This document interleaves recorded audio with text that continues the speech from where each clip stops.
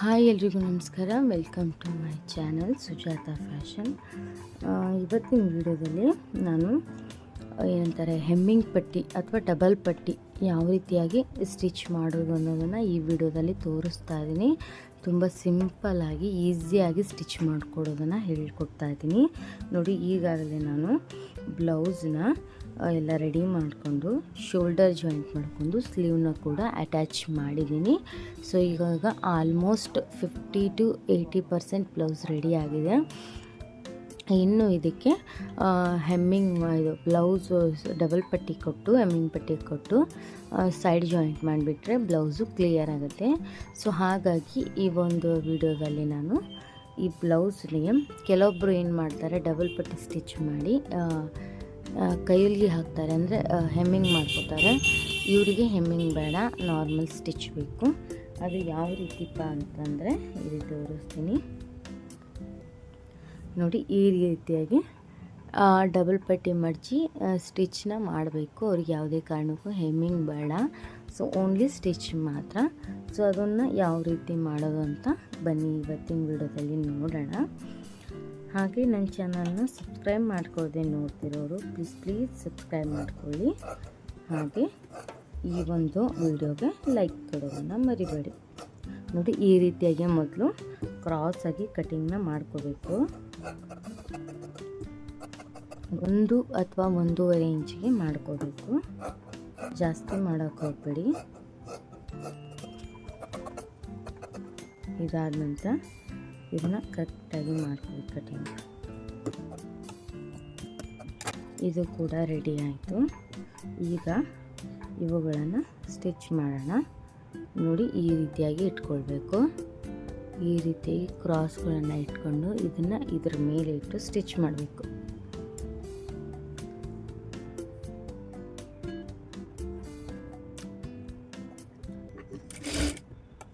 ಹಾಗೆ ಒಂದಕ್ಕೊಂದು ಸ್ಟಿಚ್ ಮಾಡ್ತಾ ಜೋಡಿಸ್ತಾ ಹೋಗಬೇಕು.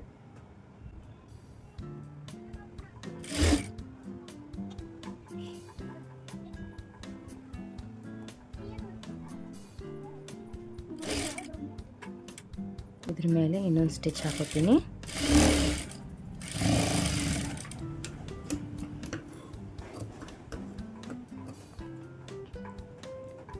ಇದೇನಾದರೂ ಸ್ಟಿಚ್ ಜಾಸ್ತಿ ಇದ್ದರೆ ಸ್ವಲ್ಪ ಕಟಿಂಗ್ ಮಾಡ್ಕೊಳ್ಳಿ ಎಕ್ಸ್ಟ್ರಾ ಬಟ್ಟೆನ.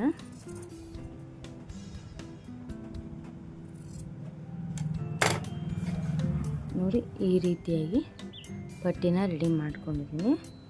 ಇವಾಗ ಇದನ್ನು ಈ ರೀತಿಯಾಗಿ ಒಂದು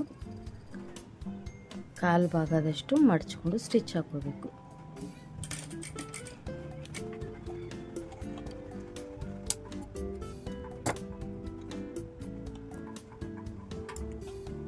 ಈ ಥರ ಕಾಲು ಭಾಗದಷ್ಟು ಸ್ಟಿಚ್ ಮಾಡ್ಕೊಂತ ಹೋಗಬೇಕು.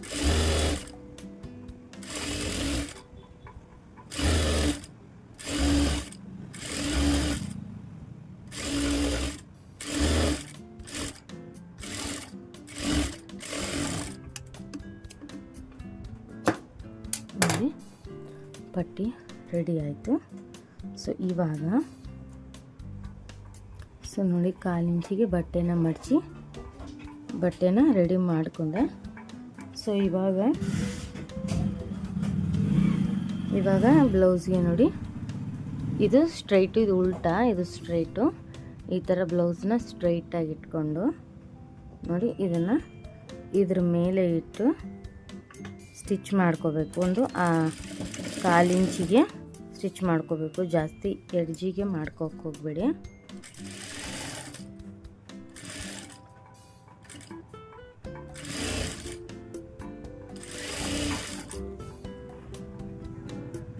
ಬಟ್ಟೆನ ಎಳೆಯೋಕ್ಕೆ ಹೋಗಬೇಡಿ, ಅದು ಹೇಗಿದೆ ಹಾಗೇ ಕೊಡ್ತಾ ಹೋಗಿ. ಬಟ್ಟೆ ಎಳೋದ್ರಿಂದ ಸುಕ್ಕು ಟೈಪ್ ಆಗುತ್ತೆ.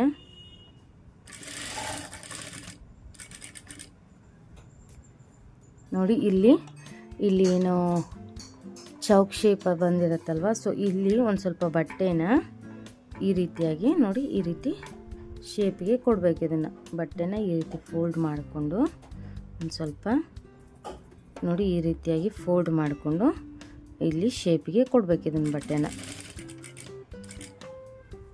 ನೋಡಿ ಈಗ ಮತ್ತೆ ಟರ್ನ್ ಮಾಡಿಕೊಂಡು ಈ ಶೇಪ್ನ ತಗೋಬೇಕು.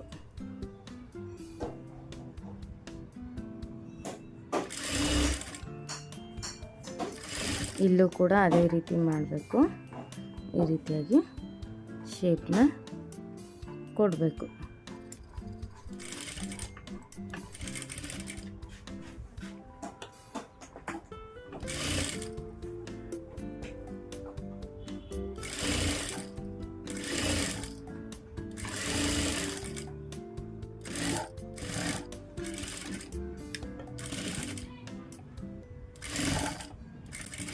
ಲಾಸ್ಟಿಗೆ ಎಡ್ಜಿಗೆ ಬಂದಾಗ ಈ ರೀತಿಯಾಗಿ ಲಾಕ್ ಮಾಡ್ಕೊಳ್ಳಿ. ಒಂದು ಅರ್ಧ ಇಂಚಿನಷ್ಟು ಬಟ್ಟೆ ಬಿಟ್ಟು ಕಟ್ ಮಾಡ್ಕೊಳ್ಬೇಕು ಈ ರೀತಿ ಎಕ್ಸ್ಟ್ರಾ. ಈಗ ಮತ್ತೆ ಸ್ಟಾರ್ಟಿಂಗ್ ನಾವು ಎಲ್ಲಿಂದ ಬಟ್ಟೆನ ಅಟ್ಯಾಚ್ ಮಾಡಿದ್ವಲ್ವ, ಸೊ ಈ ಬಟ್ಟೆನ ಈ ರೀತಿ ನೋಡಿ, ಈ ರೀತಿ ಇದನ್ನು ಎಕ್ಸ್ಟ್ರಾ ಬಂದಂಥದ್ದು ಈ ರೀತಿ ಒಳಗೆ ತೊಗೊಂಡು ಇದನ್ನು ನೀಟಾಗಿ ಪ್ಲೇನಾಗಿ ಈ ರೀತಿ ಮಡ್ಚ್ಕೋಬೇಕು. ಈ ಥರ ಪೈಪಿಂಗ್ ಮಾಡ್ಕೊಳಕ್ಕೆ ಹೋಗಬೇಡಿ, ಪೈಪಿಂಗ್ ಮಾಡ್ಕೋಬೇಡಿ.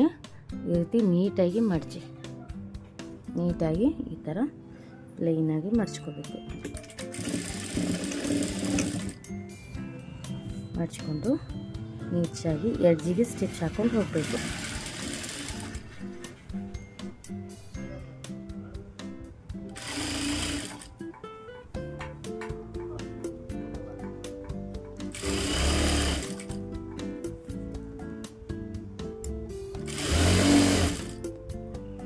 ತುಂಬಾ ಫಿನಿಶಿಂಗ್ ಚೆನ್ನಾಗಿ ಬರುತ್ತೆ ಇದ್ರಿಗೂ.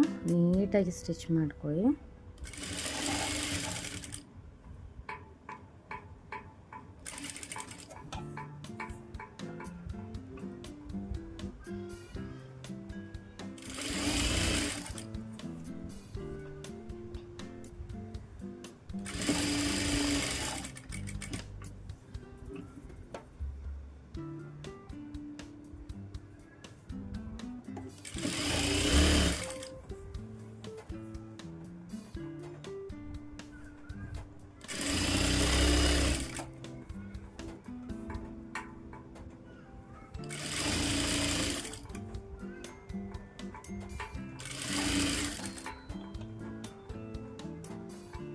ನೋಡಿ, ಇಲ್ಲಿ ಕೂಡ ಎಕ್ಸ್ಟ್ರಾ ಇರುವಂಥ ಬಟ್ಟೆನ ಈ ರೀತಿ ಒಳಗೆ ಫೋಲ್ಡ್ ಮಾಡಿ ಕಂಪ್ಲೀಟಾಗಿ ಸ್ಟಿಚ್ನ ಎಂಡ್ ಮಾಡ್ಕೊಳ್ಳಿ, ಲಾಕ್ ಮಾಡ್ಕೊಳ್ಳಿ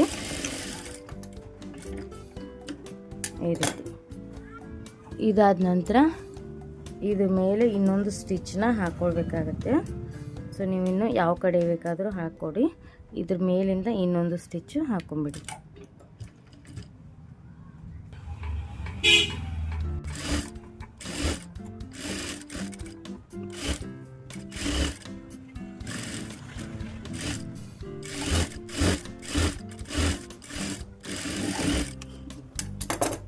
ನೋಡಿ, ಇದು ಕೂಡ ಈ ರೀತಿಯಾಗಿ ಪರ್ಫೆಕ್ಟಾಗಿ ರೆಡಿ ಆಯಿತು. ಈ ಥರ ಎಲ್ಲಾದರೂ ದಾರ ಇದ್ದರೆ ಒಂದು ಸ್ವಲ್ಪ ಕಟ್ ಮಾಡ್ಕೊಂಬಿಡಿ, ಫಿನಿಶಿಂಗ್ನ ಮುಗಿಸ್ಕೊಂಬಿಡಿ. ಈ ರೀತಿ ಎಕ್ಸ್ಟ್ರಾ ಕೂಳೆ ಎಲ್ಲ ಬಿಟ್ಕೊಳಕ್ಕೆ ಹೋಗಬೇಡಿ. ಸೊ ಇವಾಗ ನೋಡಿ ಯಾವ ರೀತಿ ರೆಡಿ ಆಯಿತು ಅಂತ ತೋರಿಸ್ತೀನಿ ನೋಡಿ.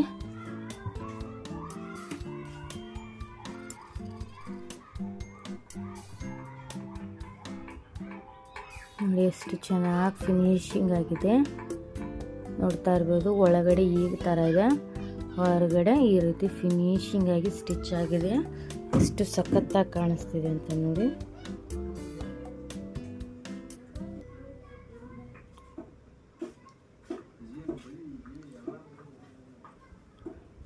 ತುಂಬಾ ಕ್ಯೂಟಾಗಿ ಕಾಣಿಸ್ತಿದೆ ನೋಡಿ.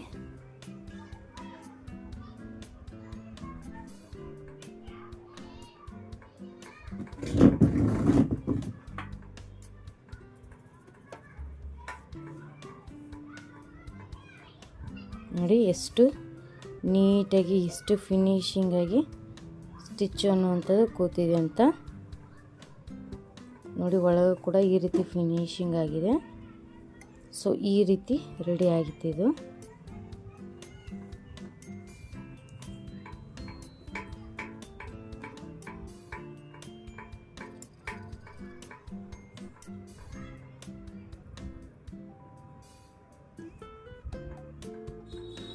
ಸೊ ಓಕೆ, ಹಾಗಾದರೆ ಈ ವಿಡಿಯೋ ನಿಮಗೆ ಇಷ್ಟ ಆಯಿತು ಅಂದ್ಕೋತೀನಿ. ಇಷ್ಟ ಆದರೆ ಪ್ಲೀಸ್ ಒಂದು ಲೈಕ್ ಕೊಡಿ.